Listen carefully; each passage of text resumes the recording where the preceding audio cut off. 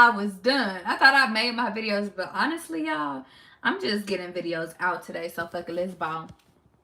Y'all, it's the new moon today, and I just want to release. I just want to release. And I feel like God is sitting over here saying it's time for me to sit over here and live within my truth and be truthful, like, and just get my message out because it's time. It's time. And in order for me to move on, in order for me to take that leap, if you haven't watched that video, watch that video. But the point of the matter is this is not a promotion. This is just me releasing y'all. And if y'all resonate, then y'all resonate. If y'all don't, then whatever. I don't really give a fuck.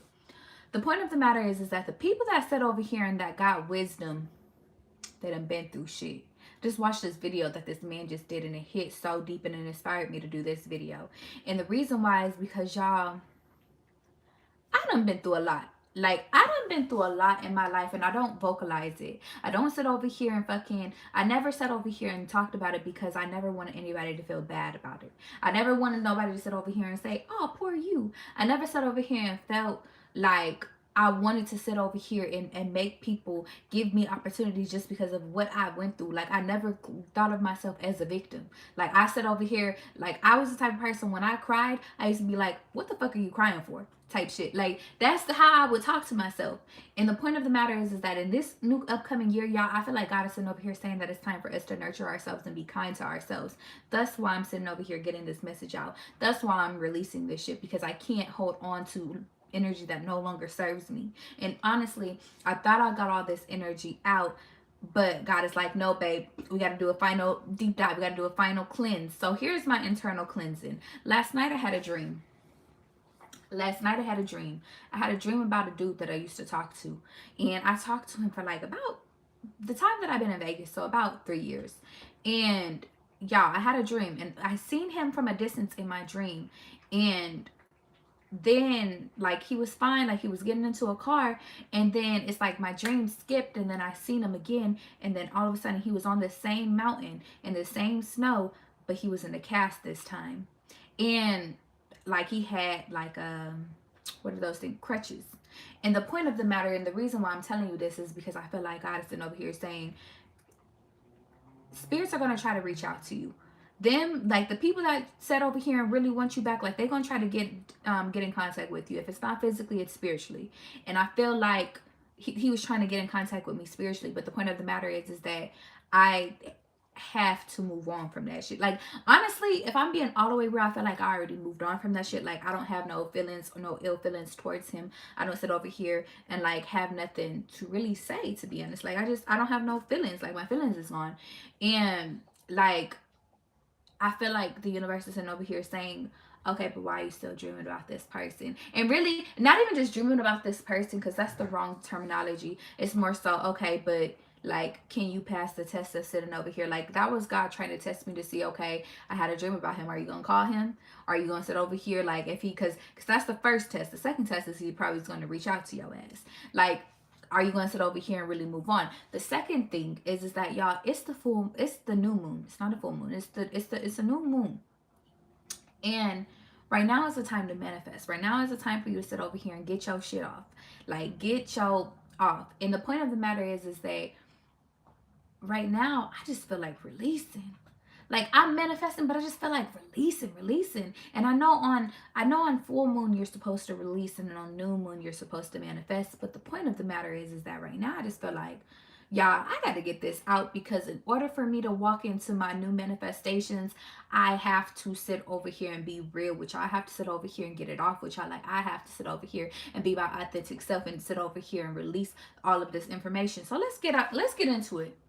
Y'all, I feel like God is sitting over here saying that it's time for me to be real with y'all about my trauma. And it's because more so somebody needs to hear it. So let's start with Jay. Let's start with Jay. Jay was somebody that I was in love with. I was like really somebody I deemed as my first love. And I was with him from the time I was 17 to the time I was 19, 20. Ages get a little bit funny with me. Don't remember. But the point of the matter is that I was with him for a minute, and then even when we broke up, we were still dealing with each other. The point of the matter is that was somebody that I truly loved with all my heart. And it took me years to get over that. And to be honest, I feel like there's still aspects, not that I give a fuck about him or that I want to be with him, which, sorry y'all, somebody just called me. There's aspects of which where I still feel like there's fragments of pieces that I still have yet to let go. And the reason why is because this was somebody that I actually had a baby with, but then I ended up losing my baby. This is somebody that I fucking sat over here and I thought that I was going to spend the rest of my life with, and I didn't. This was the person that I really sat over here and thought that loved me but used to beat my ass. Like, this is the person that I cared for. And to be honest, for years I used to fucking sit over here and be embarrassed. I used to sit over here and be embarrassed about it. I used to sit over here and be so hurt, and I used to be hurt because how did I fall in love with this person?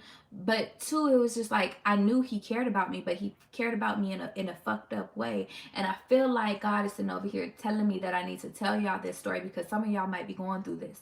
Some of y'all might sit over here and be going through abuse. And if you're not, then God bless you. I hope you never have to go through that shit. Because the truth of the matter is that people can love you, but they love you in messed up ways. See, the funny thing about Jay is that I knew Jay loved me. I knew Jay loved me with all his heart, but the point of the matter is that he couldn't love me in a proper way because he wasn't loved by his parents in a proper way. And he had abandonment issues. He had mommy issues and shit like that. And it took me until I was 26 years old. And y'all only been 26 for 1 month. Like, for me to actually register or to register this shit in my fucking mind. It's like a person can love you but not love you correctly. And God is sitting over here saying, when people don't love you correctly, make an example out of them. And not even you, I feel like God is going to make an example out of you or out of them and out of you too. And the reason why I said you is because guess what? You going to move on to bigger and better things. Matter of fact, you already did. And their karma is seeing you move on to somebody better than them. The point of the matter is that God is sitting over here saying, let that shit go. Now, I feel like I gotta call my attention to the people that have lost children, because y'all, there are so many people that don't even know that I was pregnant. There's so many people that don't even fucking know what I went through. Like, and I feel like y'all, I went through a lot, and it took me probably to like last year to truly all the way get over it. But I gotta speak it out to the world because it's gonna help somebody. And y'all, I'm not sitting over here saying this shit to get attention. I'm not sitting over here saying this shit to like really even to cause a reaction from anybody. Because at the end of the day, the past is the fucking past, but I know I gotta get past the past because y'all, my husband is waiting in the future, because my kids is waiting in the future, because fucking I got other stuff I gotta work on. And I know that this is supposed to help somebody. So let's get into it. I had a kid and I lost my kid, and for a long time I thought that I couldn't get pregnant. For a long time I thought that I couldn't sit over here and I couldn't go and have kids no more. And more so because because I was a kid having a kid. I had my kid when I was like 19. And I feel like, now hear me and hear me well, I feel like God sat over here and said that there was no more karmic children could be a part of my bloodline, and that's why he took that kid away from me. I can still have kids. I know I'm going to have kids. I feel like I'm going to have a few kids. Bloodline real fertile on both sides. But the point of the matter is that I feel like God took that kid away from me because he said no more karmic kids. And what does that mean? No more kids that get molested. No more kids that sit over here and deal with abuse. No more kids that's sitting over here that feels abandoned. No more kids that's sitting over here feeling like they lost. No more kids that's sitting over here that don't have nothing, that have to grow up in survival mode or grow up in survival mode. No more karmic fucking kids. Now don't get me wrong. Even the people that got money, even the people that sit over here and are wealthy, they grow up wealthy. They still have problems. But it's my job as a parent to make sure that I try to do my best to eliminate all the fucking problems. That's one. Now, going back to the people that sat over here and lost your kids, I want to make a few things known to you. Your body sometimes plays tricks on you.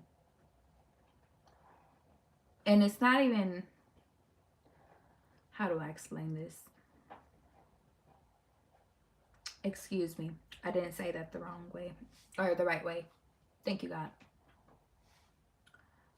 Your body sits over here and works when it wants to work versus it doesn't want to work when it doesn't want to work. And y'all, I just feel sadness right now. I'm sorry. Because there's a lot of women out here that feel like they're broken. There's a lot of women that feel like they sitting over here that they're not complete because they got the perfect man, they have the perfect job, the perfect everything, but they can't give these men what they want, a kid. But I feel like God is sitting over here saying that, baby, that might not be your destiny, but maybe your destiny is to sit over here and have a surrogate. Maybe your destiny is for you to sit over here and really sit over here and go adopt kids that's already out here that already had a hard life, or that's babies that were given up from the very beginning. Like, there are some times when I feel like God wants me to call your attention that some of us are not meant to be parents. Even though we think that we're meant to be parents, sometimes God takes that option away from us because that's what we gave our souls when we came into this world. Our job was not to our sole purpose was not to sit over here and be a parent. Our sole purpose could sit over here and be to learn what we didn't learn in the past life. Now, I can't sit over here and because this is going to reach so many different people, I can't read everybody's purpose. But the point of the matter is that for the people that have lost kids, there's so many different ways that you can try to have kids. So don't give up hope. I feel like God is sitting over here saying that I need to motivate y'all asses to understand that, listen, baby, just because you didn't have that kid, just because that kid did not live, does not mean that you are any less of a woman. That does not mean that you can't bear children. That does not mean that you can't sit over here and try again and try IVF and try other things. It's not meant for you to give up. And even if your body is against you, anything that you truly want, if you really want a baby, go put a seed in somebody else. That's the message.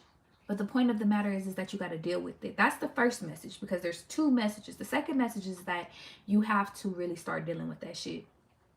Y'all, I lost my kid when I was 19 years old. I'm 26. And to be honest, it took me so fucking long to really accept to admit to myself that I really actually had a daughter. Like, and I'm not sitting over here saying, like, I lost her at 22 weeks, 21 weeks, 22 weeks, because I can't remember. But the point of the matter is that it was 1 week before they could actually be able to do something. And I think that's at 22 or 23 weeks. It's 1 week off, y'all. And it fucked me up because when she was born, she had a face. When she was born, she had hands. She was a person. She had a heart. She had a body. She had legs and shit. Like, she wasn't like she was breathing. She was breathing for like 5 minutes. And the messed up part is that I was going through all this. I was going through it, but I couldn't really actually feel like they had already told me. So I feel like God is sitting over here saying, explain what happened. Y'all, I ended up going into labor like prematurely, basically. I went into labor at home. And I didn't even know I was going into labor because my water had broke. And I told my ex at the time, or it was my ex, some exes ago. Jay. That's the easiest way to tell you. I told Jay, I was like, listen, I feel like something just came out of me. And y'all, I'd never been pregnant in my life before. So it turned out that it was the plunge or whatever that comes out when your water breaks. And I went to the hospital and I wasn't feeling good. Like, I wasn't feeling good at all. Like, I had a headache, but I had like, the regular stuff or whatever. So they already told me that all the fluids was out, so that there was nothing that they could do in order to stop the baby from coming. If the baby would hold up over, I want to say they said, if the baby holds up and stays inside of me for like a night, then there's something that they could do about it or some shit like that. But if not, if the baby decides to come, there's nothing they can do. It's not going to live. So I laid in bed. I think my mom was out of town at that time. Um, I remember J and J's mom and his parents had came up to the hospital, but that was it. All my other family had yeah, no, my sisters and my brothers were away. Like they didn't live in the state that I did, but everybody else, like, granted, nobody knew I was pregnant, so there's that too. But y'all, I went through a lot of things in that hospital, like a lot of fucking things, and one is because one of the things that I went through is that Jay wasn't there. Jay was there for the day I went in, and after I'd had her, Jay was out. Jay was out. Jay, I don't know where the fuck Jay was. Jay was living his fucking life. Um, and not to sit over here and take away from his experience, because I definitely think that him losing the child definitely impacted him as well. So I don't want to take that away from him. But Jay, I don't know how Jay dealt with his problems to this day. I don't know. Um, but my mom showed up to the hospital like the next day because she ended up coming back into town because of what I was going through. Um, but then she had to, like, she left, and then I was shortly discharged. I think I was discharged from the hospital like the same day I had her, and which I having her was a whole traumatic experience within itself too. But y'all, that's not even the worst part. The worst part is that I sat over here and I got discharged, but I wasn't feeling good. Like, I was around Jay. We were at Jay's we were at home actually, and I just wasn't feeling good. Like, I just felt like, y'all, like, I felt fatigued. Like, I felt bad. So I ended up going back to the hospital maybe a day or two later, and I ended up catching sepsis, which is a disease. I forget what sepsis is. It's like a bacteria disease or whatever. And but before, they didn't even know I had caught sepsis. So what ended up happening is that I had too much fluid in my uterus, and the fluid went from my uterus all the way to my lungs, and it made me catch pneumonia. And then it went from my lungs to my heart, so it made my heart go into heart failure. So my heart was beating so fucking fast. It was beating so fast that the fucking that or was it fast or was it slow? It was beating so fast that they were trying to get it to stop, but they couldn't figure out why my heart was beating so fast. They couldn't. I remember when I went to the doctors, they were so scared because they couldn't figure out why my heart was beating so fast, and then it put my heart into heart failure, and then my heart, I want to say, started beating too slow. But the point of the matter is y'all, I was in the hospital for 10 days.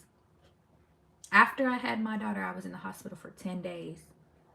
Jay only came up there to drop me, or to put with me, to be with me in the hospital. And I want to say he told me, he was like, he just doesn't like hospitals. I think Jay was 24 at the time. 24. And I was in there 10 days. 10 days, 10 or 10 days, 9 nights to be exact. And my mom came up there one time. My best friends at the time, we were into it real bad. One I was arguing with about money, and one she had took the side of an enemy in an argument. And not even an enemy, it was just some old childish shit. It's not even no real shit. Girl, it ain't even no real shit, to be honest. But when I tried to sit over here, I didn't want to tell my best friends that I lost my kid over text messages. So I tried calling them. They didn't answer. I said, hey, I'm in the hospital. Can you guys come through? No response. Or I asked them, I said, no, I didn't even tell them I was in the hospital. Oh, no. I did. I'm sorry. I texted them. I was like, hey, I'm in the hospital. Do you guys mind showing up? I texted them individually, 2 people. They didn't text me back. They didn't answer my phone calls. I was really in the hospital alone, y'all. Like, alone. And y'all, I haven't told this story to nobody except for my best friends, because I ended up telling them at the time. And really, they're not my best friends no more, but people I really was close with. I told them once I got out of the hospital, like, hey, y'all, I actually lost my kid. That's why I wanted you there. And of course they apologized. Of course they tried to do the whole saving face shit. But y'all, when I mean I was alone in that fucking hospital for 10 days. My nigga wasn't even there. But the point of the matter is that the reason why I'm telling you this story is because y'all, throughout those 10 days, I had 10 different nurses. Actually, 20 different nurses, because I had a morning nurse and I had a night nurse. I had 20 different nurses and each one was different, and each one came into there and they kept saying, "Oh my God, you just had a baby." And each one I had to sit over here and tell them, "No, I'm sorry, she died."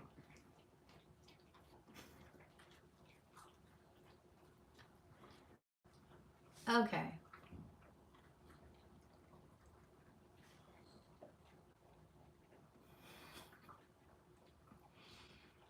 That's funny. Because it's not funny.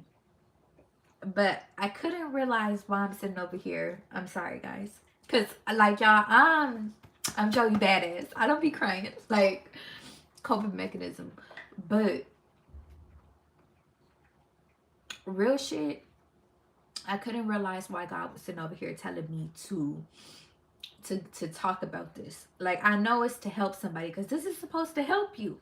Now, in what way it's supposed to help you, I don't fucking know. But point of the matter is that y'all, my coping mechanism, this might be a side note, is to find laughter in serious situations. And I gotta stop doing that shit. But because I have to allow myself to heal. And maybe some of y'all need to actually allow yourself to actually feel. But the point of the matter is that I couldn't figure out why God wanted me to get this out to you. But I guess that's still in my heart. And I feel like God is sitting over here saying, release that shit. Because you're going to have other kids and you're going to sit over here and you got to let it out. So the point of the matter is that there was 10 different people that were sitting over here telling me, fix my eyes. They were sitting over here asking me, talking to me like normal nurses would. And I'm stuck into this hospital. And for the first few days, they couldn't figure out what was wrong with me. So I just had my heart just beating real fast. My breathing was decreasing. Like, y'all, I could barely fucking walk. And I just remember feeling like I was going to die. I remember they gave me medications for the pain, but I didn't want to take the shit because it made me nauseous. I just remember really feeling like, damn. Like, I was so alone in the hospital. And the point of the matter is that I feel like God is sitting over here telling me to tell y'all this story because there are going to be moments where you are going to be alone, where your back is against the wall, where you feel like you on your deathbed, where you feel like you can't even breathe. And in those moments, you find out who you are. You find out how strong you truly are. You find out who you are and what makes you. At the time I was 19 years old, never had a kid in my life. I never knew. Like, I didn't know. I didn't know that fucking stressing could fucking lead to me losing my kid. I didn't know that sitting over here worrying about somebody else, obsessing about them, could sit over here and ruin my relationship. I didn't know. I did not have a healthy relationship with my I don't even want to say, well, no, I gotta be real with y'all. I didn't have a healthy relationship with my parent. And to be honest, I never learned how to be a young woman. I had to teach myself how to do my own fucking hair at the age of 7. My mom stopped doing my hair at 7. Granted, I feel like it was because she didn't know how to touch my hair because she had different hair than me. But the point of the matter is that I had to teach myself how to be a young woman. Therefore, I developed a lot of masculine traits. And I feel like because of this, I love basketball, love playing video games. I knew how to be a boy. I don't even want to say a boy. I knew how to be masculine. I learned how to be masculine because I couldn't express my feelings. I couldn't cry. I felt bad for crying. I couldn't Yeah, I just couldn't. But the point of the matter is, I feel like God is sitting over here saying, you have to release this energy. You got to release it. So let's go on. What else, God? God wants me to sit over here and say to the woman that's sitting over here going through it, and even the men that are going through abuse, I feel like it's time for you to let that go too. Because that next person isn't going to hurt you. That next person isn't going to sit over here and put you through what that other person did. Now practice discernment, because there are some people that are a test to see if you are going to repeat your past. But that person that you feel that is good for your heart, that is good for you, they're not going to hurt you. And you know what's so fucked up is because you got your ass beat. Because you sat over here and you went through all that turmoil. You went through everything that you went through, that you don't even trust that you deserve love. Don't get me wrong, we ain't perfect. We make mistakes. Baby, I done been the villain and I done been the person that got hurt. And none of which feel good. Like none of which feel good. But the point of the matter is that the truth of it is that there's a lesson between everything that you do in life. And real shit, I understand that we stay in things way longer because we love them. But sometimes you have to love a person enough to walk away before you get killed, before you continue to go to work and your eyes is busted, before you continue to sit over here and go to work and your fucking neck is covered and you wearing turtlenecks. Yeah, I used to wear turtlenecks in the fucking summertime.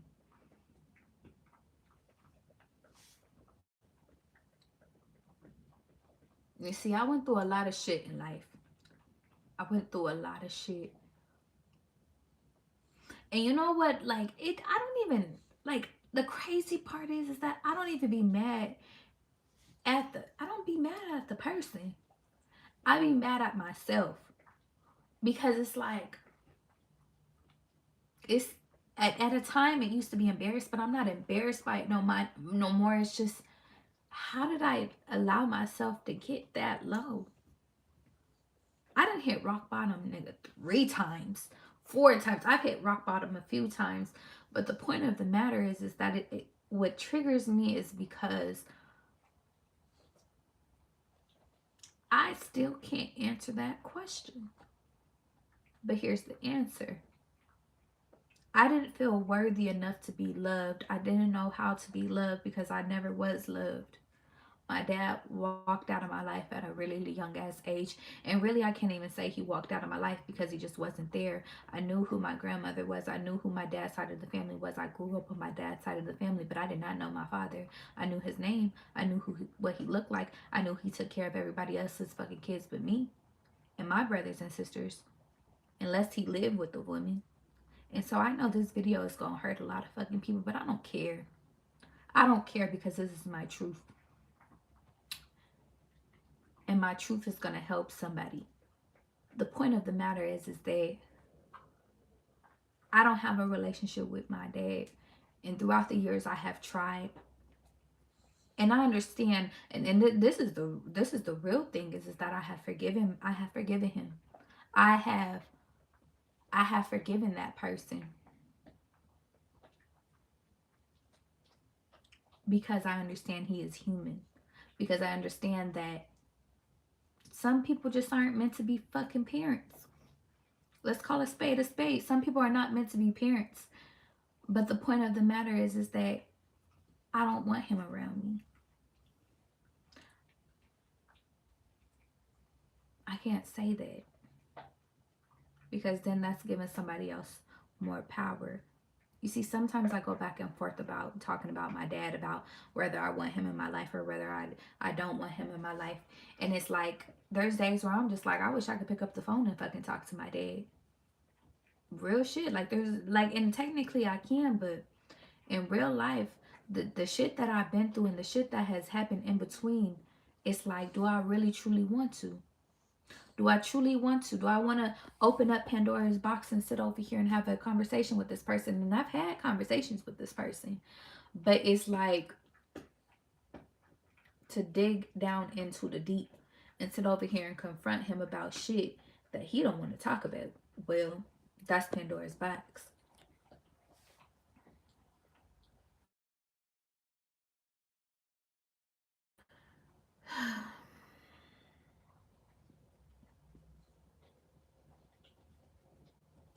People keep trying to interrupt me during this live. And so I'm going to make a part 2 maybe. I'm out of here.